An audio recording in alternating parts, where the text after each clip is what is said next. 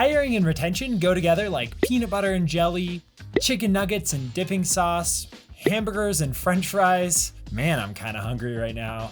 Since effective hiring is only one half of the equation, it's pretty important to realize why you're losing workers and how you can fix it. I recently had the pleasure of speaking with Dr. Kathy Gosser, the director of the Yum Center for Global Franchise Excellence at the University of Louisville. She wrote her dissertation all about the reason that quick service restaurant workers leave, and surprise, surprise, it's because they feel overworked. Okay, so maybe that's not so surprising, but some of the tactics that can help workers from feeling overworked are a little bit more unexpected. Today's hiring hack brings you 3 tips to keep your workers from feeling overworked. Number 1, fine-tune your staffing.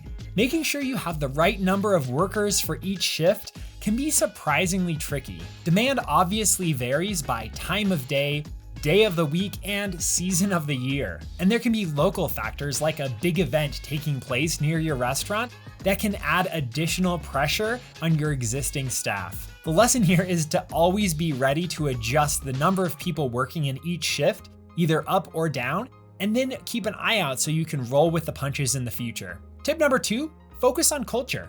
Feeling overworked is somewhat subjective. Imagine 2 teams performing the same amount of work over the same amount of time. Team A is working together, having a good time, maybe even singing along to some of the music playing in the kitchen. Team B is working in silos, watching the clock, and not really communicating beyond what they have to. Everything else being equal, we know which team is more likely to feel overworked. When it comes to culture, remember that it has to start at the top. Franchise owners and general managers that reinforce a fun, supportive atmosphere are a lot more likely to see that same behavior from their teams. And tip number 3, survey your teams. I know, it seems sort of obvious, but proactively asking your workers quarterly or even monthly is the best way to identify potential problems before they spiral out of control.